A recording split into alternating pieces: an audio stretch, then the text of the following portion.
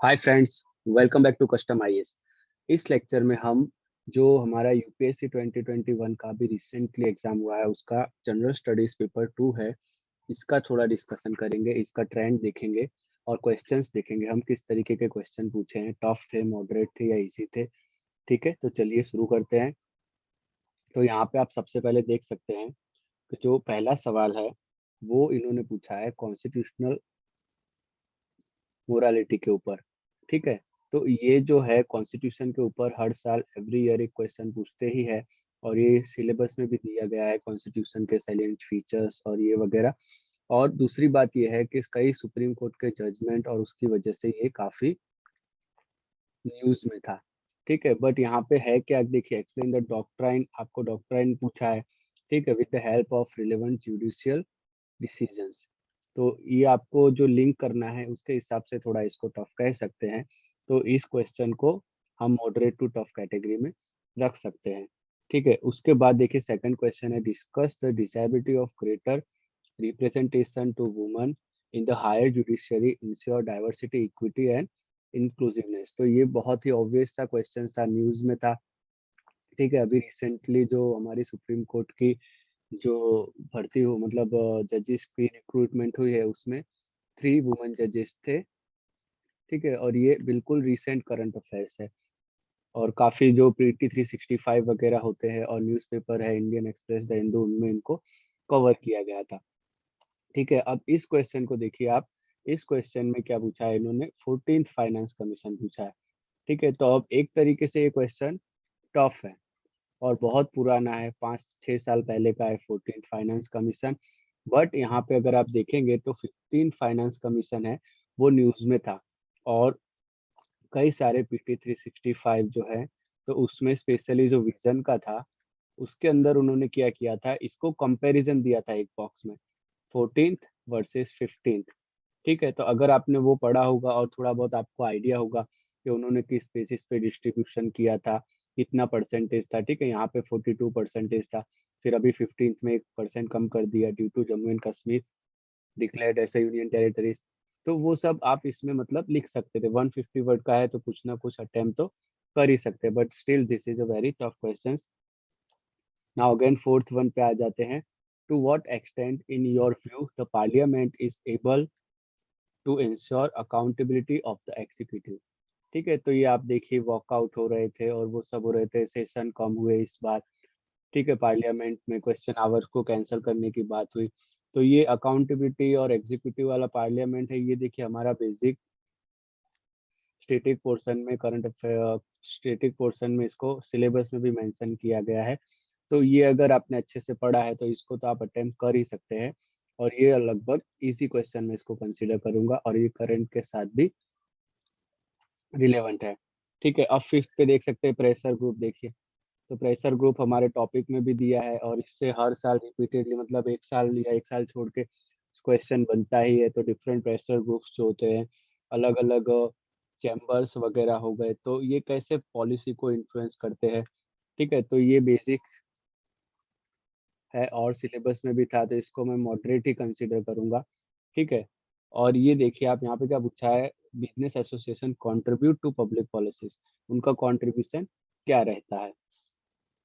ठीक है, फिर उसके बाद देखिए यहाँ पे पूछा है वेलफेयर स्टेट के बारे में, तो ये भी सिलेबस में दिया हुआ है बट इसको प्राइमरी हेल्थ केयर के साथ लिंक कर दिया है, तो यहाँ पे आप इसको अटेम्प्ट कर सकते हैं क्योंकि 10 मार्कर ही है और ये भी मॉडरेट क्वेश्चन ही है। ठीक है, फिर ये वाली स्कीम है, कुछ लोगों का पता नहीं, मुझे ये थोड़ा क्वेश्चन टफ लगा क्योंकि ऐसी कोई स्कीम न्यूज में भी नहीं देखी गई रिसेंटली। और यह तो फिर ये सिर्फ एक सेंटेंस दे दिया है उसके ऊपर से, मतलब फिर हम इसको क्या है कि वोकेशनल एजुकेशन को स्ट्रेंथ कैसे करना है। ठीक है, उसका मीनिंग क्या है, कमेंट पूछा है, कमेंट मतलब आपका इस बारे में क्या सोचते हैं आप, तो कमेंट है और 150 वर्ड में, तो हम इसको भी अटेम्प्ट तो कर ही सकते हैं। ठीक है, देन देखिए यहाँ पे सेल्फ हेल्प ग्रुप है और वुमेन है, इनक्वालिटी, पॉवर्टी, माल न्यूट्रिशन।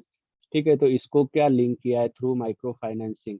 ठीक है, एक्सप्लेन विथ एग्जांपल्स, तो यहाँ पे एग्जांपल भी देना है बट फिर भी ये 10 मार्कर है, तो this is also consider moderate question. Now देखिए इंटरनेशनल रिलेशन में हम इंडिया अफ्रीका रिलेशन जो हमारा है वो टॉपिक दिया गया है, ठीक है?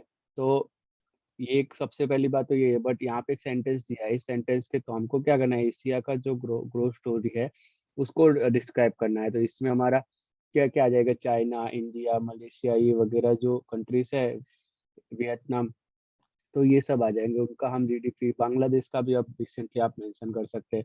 अब अफ्रीका को क्यों कह रहे हैं, क्योंकि उनके पास बहुत सारे नेचुरल रिसोर्सेस है, ठीक है? उनके पास यंग पॉपुलेशन है, अच्छी खासी मतलब मिनरल्स वगैरह है, ऑयल है, सब चीज़ है। तो इसलिए वो फ्यूचर में इसको लिंक किया गया है, ठीक है? तो ये भी एक मॉडरेट क्वेश्चन है और सिलेबस से ही है, आउट ऑफ सिलेबस नहीं है। ऑलराइट, फिर देखिए अब ये वाला जो क्वेश्चन है, तो यूएस और चाइना तो काफी न्यूज में रहते हैं, इसको तो हम प्रिडिक्ट कर सकते हैं। ऑलराइट, बट यहाँ पे देखिए जो अर्थ वाइज सोवियत यूनियन है उसको भी यहाँ पे मेंशन किया गया है, उसके कंपैरिजन में पूछा है, ठीक है? अब अगर आपको ये पता है तो आप कंपेयर कर सकते हो, वरना फिर आप यहाँ पे थोड़ी थोड़ी स्टोरी करके कि भाई चाइना का ये, इसका ये, सोवियत यूनियन को उन्होंने ये कर दिया, डिसइंटीग्रेट कर दिया वगैरह करके लिख सकते हो। तो इसको भी मैं एक टफ क्वेश्चन कंसिडर करूंगा, क्योंकि आपको इतना शायद पुरानी बात याद ना हो या इस तरीके से हमने सोचा ना, ठीक है? फिर ये जो सीबीआई वाला है, देखिए ये काफी एक सीधी सी बात है, ये करंट में था और बहुत ज्यादा करंट में था, ठीक है? तो इसका हम जो प्रोविजन है वो भी लिख सकते हैं, रिसेंटली जो जजमेंट आए वो भी लिख सकते हैं। फिर देखिए महाराष्ट्र, बंगाल, पंजाब, ये अलग अलग जगहों पे जो टसल चल रहे हैं वो भी लिख सकते हैं, ठीक है? फिर इसको देखिए फेडरल स्ट्रक्चर के साथ लिंक किया है, तो उसमें भी पॉइंट कर सकते हैं। तो ये 250 वर्ड में इस क्वेश्चन में हम काफी कुछ लिख सकते हैं, तो ये भी एक मॉडरेट क्वेश्चन है, ठीक है? फिर देखिए ह्यूमन राइट कमीशन में पूछा है, तो ये हमारे सिलेबस में भी है। और ये जो रिसेंटली और लास्ट ईयर जो हस्बैंड, वो father and son duo has died in jail under custody of Tamil Nadu government police, तो उसके साथ आप इसको लिंक कर सकते हैं, ठीक है? और इसमें क्या दिया है, yet they have failed to assert themselves again the mighty, मतलब तो जो पावरफुल है और पैसे वाले लोग हैं उनके सामने ये सही से एक्शन नहीं ले पा रहा है, तो ये थोड़ा हम इसको लिंक कर सकते हैं। Then analyze their structural and practical limitation, उसकी लिमिटेशन क्या है, सजेशन रेमिडियल मेजर्स, ठीक है? उनके कोई भी जो सजेशन होते हैं वो सिर्फ एडवाइजरी होते हैं, बाइंडिंग नहीं होते हैं, तो ये सब चीज़ें आप लिख सकते हैं। बट ये क्या है, थोड़ा चैलेंज ये है कि 250 वर्ड में लिखना है और इतना कंटेंट कर क्रिएट कर पाना 3 पेज का थोड़ा सा मुश्किल है। तो ये मॉडरेट टू टफ क्वेश्चन है। देन देखिए ये हमको पता है कि इंडियन कॉन्स्टिट्यूशन को जो दूसरे कंट्रीज के कॉन्स्टिट्यूशन उसके साथ कंपेयर करते हैं, अब यहाँ पे यूएसए इंडिया के साथ किया, लेकिन राइट टू इक्वालिटी जो है, अब हमको हमारा तो मालूम है कि इंडिया में कहाँ कहाँ दिया गया है, क्या फीचर्स है, ठीक है? बट अब यूएसए का कौन सा क्लॉज है, किस तरीके का उन्होंने उनको राइट टू इक्वालिटी दिया है, नहीं दिया, इसका हमको बहुत आइडिया नहीं है। बट उसका हम जो उनकी लाइफस्टाइल है, ऑलराइट, उसके ऊपर से थोड़ा-सा अजम्पशन करके इसको अटेम्प्ट कर सकते हैं। बट अगेन 250 वर्ड में लिखना थोड़ा-सा टफ है, तो इसको मैं एक टफ क्वेश्चन कंसीडर करूँगा। ऑलराइट, अब उसके बाद आगे बढ़ते हैं। देखिए लेजिस्लेटिव काउंसिल आर एस्टैब्लिश्ड, तो ये देखिए अभी आंध्र प्रदेश का भी लास्ट ईयर थोड़ा इश्यू था। अब इस साल जो ममता बनर्जी है, उन्होंने भी बंगाल में लेजिस्लेटिव काउंसिल बनाने की बात की है, ठीक है? तो इसका ये सीधा-सा एक हमारा सिलेबस में भी है और बेसिक क्वेश्चन है, लक्ष्मीकांत में भी दिया है, ठीक है? Review working and current status of legislative council with suitable illustration, तो ये स्ट्रेट फॉरवर्ड इसको क्वेश्चन हम बोल सकते हैं विथ करंट अफेयर रिलेवेंस, ठीक है? तो ये एक मॉडरेट क्वेश्चन है। देन 15th क्वेश्चन देखते हैं, do department related parliamentary standing committee, ठीक है? पार्लियामेंट्री स्टैंडिंग कमिटी ये हमारे सिलेबस में भी और काफी न्यूज में रहती है ये कमिटीज वगैरह, ठीक है? बट 250 वर्ड में लिखना है तो आपको काफी सारा इसके ऊपर कंटेंट मालूम होना चाहिए, ठीक है? कि वो एडमिनिस्ट्रेशन पे उसकी इम्पैक्ट क्या होती है, पार्लियामेंट को कैसे कंट्रोल करती है, ठीक है? उसकी वर्किंग को इवेल्युएट कीजिए विथ सुटेबल एग्जाम्पल। तो ये थोड़ा फैक्चुअल बेस भी है, तो इसको हम मॉडरेट टू टफ या टफ कैटेगरी में कंसीडर कर सकते हैं। देन ये देखिए, ये तो डिजिटल डिवाइड और इसके ऊपर बहुत सारे आर्टिकल्स बार बार आ रहे थे, इसमें हम अलग अलग चीजें देखिए, digital illiteracy particularly in rural areas coupled with lake of information and community communication technology activity hinder socio economic development, तो इसको क्या है, जो डिजिटल इलिटरेसी है उसको हमें सोशियो इकोनॉमिक डेवलपमेंट के साथ लिंक करना है और इसमें हम लिख सकते हैं, तो ये एक मॉडरेट क्वेश्चन ही इसको माना जाएगा। Then see this question, question number 17, do women in post independent India have excellent in various field, the social attitude toward women and feminist movement have been patriarchal. ठीक है, तो ये जो एक बेसिक चीज है ये हमने पढ़ाई है हमारे सिलेबस में भी और करंट अफेयर्स में काफी होता है, इसके बारे में हम थोड़ा बहुत लिख सकते हैं। फेमिनिज्म के बारे में आप लिख दीजिए।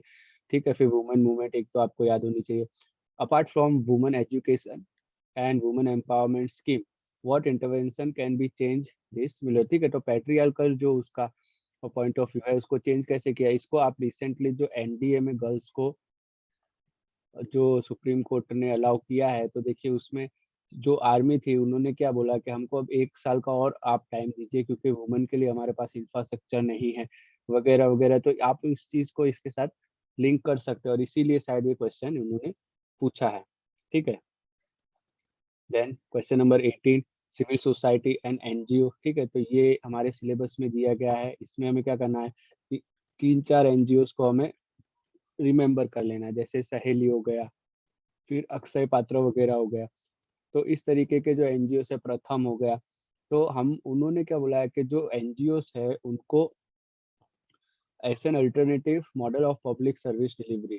ठीक है, तो आपको पब्लिक सर्विस डिलीवरी के साथ उसको कंपेयर करना है। फिर देखिए एससीओ है, तो एससीओ काफी न्यूज में था, ऑनलाइन समिट हमारे पीएम ने अटेंड किया था। ठीक है, और कोरोना में उसका क्या रोल रहा, तो ये प्योरली करंट अफेयर से ही है और ये काफी सारे जो इंस्टीट्यूट होते हैं उसके पीटी 365 में दिया था उन्होंने। ठीक है, विजन में भी दिया था इसको, अगर हम नाम से बताए तो। फिर देखिए ऑकस है, ये रिसेंटली मतलब 2-3 महीने पहले फुल न्यूज में था कि किस तरीके से जो ऑस्ट्रेलिया, यूके और यूएस है उन तीनों ने अपना ट्रायलेटरल प्लेटफॉर्म एक क्रिएट किया, उसको सिक्योरिटी वगैरह, फ्रांस को उससे क्या इशू हुआ, इंडिया पे क्या इम्पैक्ट वगैरह होगा, तो ये भी सीधा डायरेक्टली करंट अफेयर से था।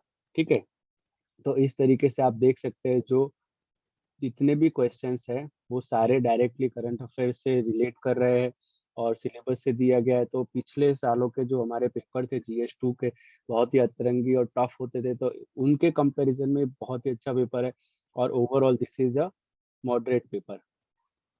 ठीक है, और इसका मेरिट लगभग लगभग 110 के आसपास रहने की संभावना है, मतलब 100 जो होता है हर बार वो इस साल नहीं होगा। ठीक है, तो इस तरीके से आप देख सकते हैं। अब जो जीएस 3 का हमारा पेपर आएगा उसको हम अगले लेक्चर में एनालाइज करेंगे और डिस्कस करेंगे। ठीक है, तब तक के लिए गुड बाय, जय हिंद।